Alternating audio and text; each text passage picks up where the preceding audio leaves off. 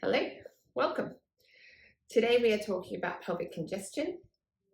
Often when I talk about pelvic congestion, I like to use some yoga terms. I find that the yoga terms are a little bit easier to understand than the straight Western anatomy terms. I use a little bit of both to make it easy for you. We're going to learn a little bit about what pelvic congestion is and why it might be relevant to you. And then I'm going to show you some massage techniques, some self-massage techniques. So that's where you massage your own belly to help with any pelvic congestion that you might be suffering from. So first of all, what is pelvic congestion? So this is a pelvis. It's actually not very anatomically correct pelvis, but this is a pelvis. Often when we think about the organs within our pelvis, we tend to think about this bit down here, but that's not entirely accurate. The pelvic organs go from sort of the top of the pelvis here down into here. And you can see by this shape that if I was to measure from here to here, it's kind of wide. And if I was to measure from here to here, it's quite narrow. So when you think of your pelvis, think of it a little bit like a funnel with a wide top and a narrow bottom there. So when we think of the pelvis in terms of yoga, we think of the direction of the energies. So there's a wind or a direction of energy called the apana vayu, vayu being wind, apana being downwards. And that is the energy that is responsible for defecation, urination, anything that goes down, digestion, because digestion comes from your mouth down, birthing a baby, all down. The problem is that if you have a look at the shape of the pelvis, you've got this funnel and then you've got all of this stuff pushing down and we have to get it out of a small hole. So, if you just have one thing happening in your body at once, so maybe it's just a straightforward, nice digestion, you can come down, it falls down into the funnel and comes out the back. So even if I put that here, it's going to roll here and drop out the back. That's fine, but let's say we have, a little bit of maybe constipation. Then we have a little bit of normal defecation. We have, here we go, a full bladder. And this is before we even start to talk about anything that might be happening in terms of pregnancy. And you can see how one of these things alone can come through that funnel, but with all of them sitting in here, it's blocked. Yeah. So what are some of these things that can be blocking or causing congestion through the pelvis? It can be a digestive problem, any kind of bowel inflammation, IBS, celiacs, Crohn's, anything where it's not just straightforward coming down through the digestive system, but where there's some blockages, some congestion, some constipation. It could be something to do with your reproductive system, so maybe some endometriosis, maybe there's an injury, some old surgeries, pregnancy. The technique I'm teaching you is not to be done in pregnancy, but certainly pregnancy can cause a lot of pelvic pain, inflammation, congestion. Anything to do with the pelvic floor. So if you have an old pelvic floor injury, or if your pelvic floor is not working optimally, and I can do a whole nother video on pelvic floor, but if your pelvic floor is not working optimally because of the position of your pelvis, that can cause congestion because everything needs to come out through the pelvic floor. If you have extra weight, that can mean that there's less space for some of those organs. So there's a whole heap of reasons why we can get pelvic floor pelvic congestion. So what do we want to do about it? We want to relieve some of that congestion and some of that inflammation.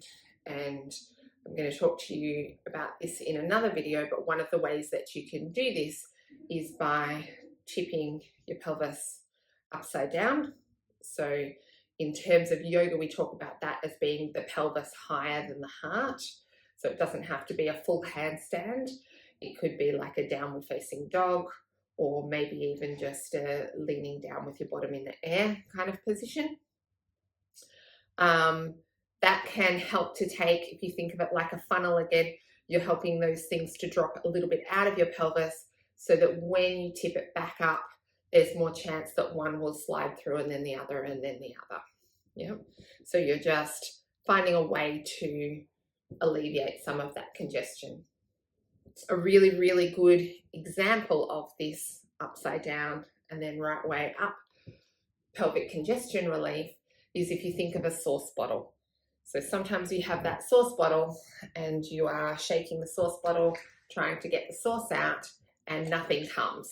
Yep, because again, a sauce bottle has a wider section here and a narrower section here. So that sauce gets congested, and although any one drop of sauce could quite comfortably come out, all the drops are fighting to get through that narrow neck and they can't get out.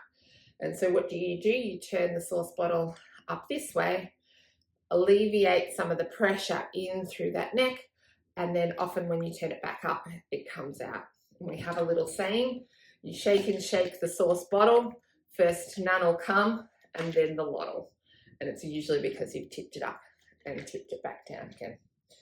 So that's one way of doing that.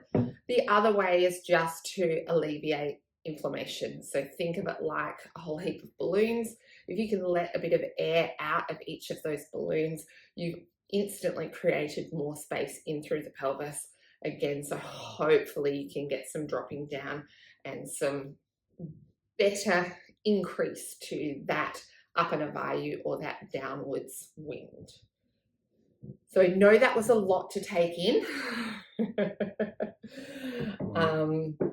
but you can replay this video as often as you need to. Mostly, most of us have a little bit of pelvic congestion.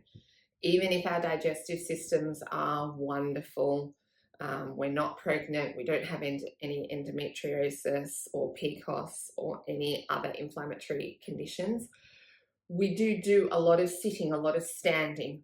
All of that helps to close off that opening, doesn't encourage for the movement. Walking will help with that, but let's face it, we tend to do more sitting and standing than we do walking. So what we're going to do now is we're going to learn a technique that is just self-massaging. It's to help with the inflammation. So ideally you're doing the self-massage, you're doing some walking to get some movement through the pelvis, and you're doing some inversions or some of those sauce bottle upside down together. And all three of those will help you to alleviate some of the congestion. But for now, we're just going to concentrate, or for this video, we're just going to concentrate on the massage. To do the massage, you're going to need some castor oil. So I've got a bottle of castor oil here. This one is organic. I don't know that you need organic castor oil. You know, maybe if you were taking it orally, you'd want to be quite fussy about organic versus not organic. That just happened to be the only one that I could find. Sometimes you can get it at a supermarket. Sometimes you can get it at Chemist Warehouse. Most of the time you can find it at a health food store, but it tends to be one of those things that come in and out, and you should just kind of grab it when you see it. Castor oil really helps with increasing blood flow, so that's a really important part. You know, you will get some benefits by massaging your belly with, say, some almond oil or some coconut oil, but castor oil is really what's going to help bring out some of the toxins. Then what you need is a piece of plastic. I tend to use a garbage bag. I just find it's a really good size and a nice good thickness. A lot of people I know use cling wrap or glad wrap. I tend to get all caught up in cling wrap and glad wrap, and I tend to reuse my garbage bag every time I do this, whereas I find the cling wrap, once you've used it, you need to throw it out. I've had quite a few questions in the past as to whether it is really essential that you use plastic, and I understand that a lot of people don't like using plastic these days. What we really need from the plastic is to kind of keep the oil and the sweat and the heat in. So no, you don't need to use plastic, but you do need to use some form of, not waterproof, not absorbent towel type material. You need a heavier plastic or plastic equivalent, basically. But you might be able to find something like, you might be able to find an old bag or something, but also you might be able to find, something a little bit more hardy that you have at home that can be just washed and then used for something else. The next thing that you need is a heat bag. I tend to use a hot water bottle most of the time when I do this. The only reason for that is that it covers just a little bit more space. The heat bags tend to be a bit more narrow, but either one is fine. I also find that my hot water bottle holds the heat just that little bit longer, but it's completely up to you. If you've only got a heat bag at home, I would use a heat bag. If you've only got a hot water bottle at home, I would use a hot water bottle. It's not too big a deal. The other thing that you're going to need is a couple of towels. So castor oil, it doesn't stain, but it does stain a little bit. So it's not like if you were to do this massage and then get up and have a little bit of castor oil on your clothes or on your bed sheets, that it wouldn't come out, or that it'd look, like Vegemite, for instance. But there is often just a slight discoloration. So I tend to grab some old towels. I put one old towel underneath me. That just means if there's any runoff of castor oil from my belly, it's not going on the carpet, the couch, the bed. Sometimes, depending on what I'm wearing, I will also tuck towels in around my clothes, making sure that the clothes are underneath the towels, but not always. And you will need a towel to cover the whole thing up and again, to help keep the heat in. So the ingredients that you need is castor oil, plastic, a couple of towels, and a heat bag or heat bottle. All right, let's get started. All right, so now I'm going to teach you how to perform the actual self-massage. This is my belly here. You'll notice that there's a few scars because I've just had my gallbladder removed.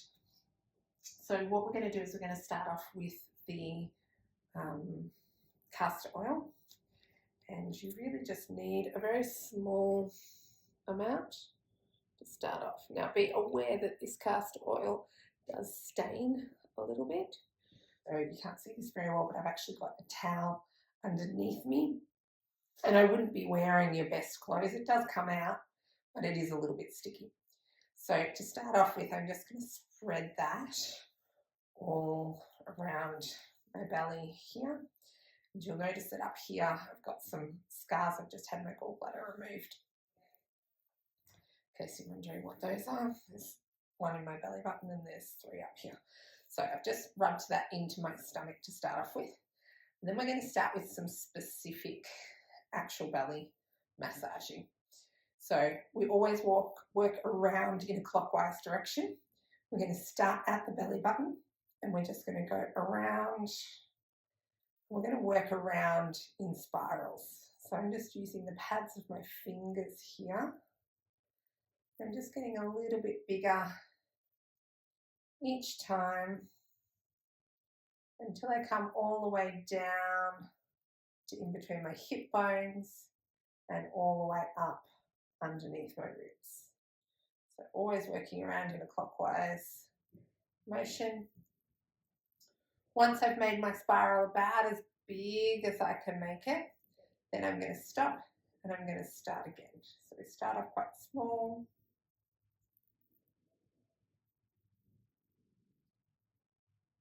Just a very gentle pressure. I always find with these sorts of things, massage, whether I'm working on somebody else or whether I'm working on myself, that you really want to think about what actual structure you're on. So we're not going light, we're not on skin or the fat just underneath the skin. We're kind of looking for muscles and organs. So it's fairly deep, but it's not harsh. Yeah. All right, so that's 2 circles, spirals, and one last circle or spiral.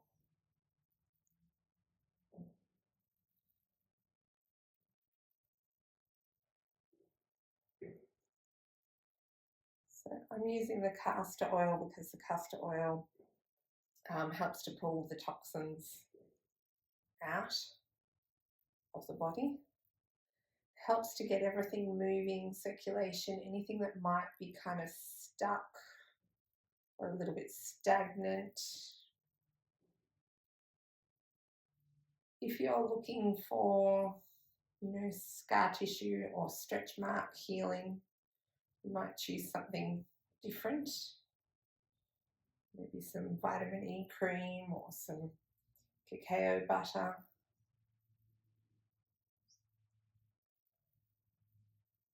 Beautiful. All right, so that was 3 nice big circles here. Then we're going to do little spot massages. So again, pads of the fingers and just almost like you're burrowing in a little bit deeper. That bit there is a little bit tender on me because of where the camera went in for my gallbladder. So if it was me, I would spend a little bit of extra time in doing a few spots around there. Whereas over here, I don't feel much over there anymore, so we just do a little bit. I'm going to guess for most people, the tender spots are more down near the pelvis. And obviously, because I'm doing this on camera, I've got this bit covered, but you can even go underneath that. You can almost do right down to your pubic bone, right down into the pelvis if you want to. Some really good spots to really spend a bit of time or attention on is right up underneath the rib cage in here and right up underneath the rib cage in here. That's where the large intestine comes up and crosses and goes down. So often things get stuck or stagnant up in these spots here. Yep. And obviously down in the pelvis here. Beautiful. All right, so the next one we're going to do is like a scooping motion. So we come down, we start off, there's one of my hip bones and there's the other of my hip bones. We start off on one hip bone and we scoop right down towards the pubic bone and up. And then we switch directions and we scoop up. Think of it like moving everything that's stuck out of the belly up towards the top. And I usually work up sort of to the belly button or maybe just above, depending on how you're feeling. Mostly anything lower, we want to work up to the belly button, but sometimes it just feels a little bit more finished if you just go one kind of above. So working up through here. And again, we're going to do that one 3 times.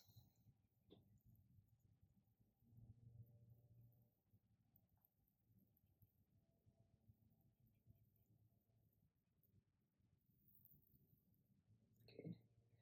And then we're just going to do some circles. And the circles really, I just find, help to, I don't know, finish it off, cement it all. Again, always working clockwise. With almost everything else, we change directions,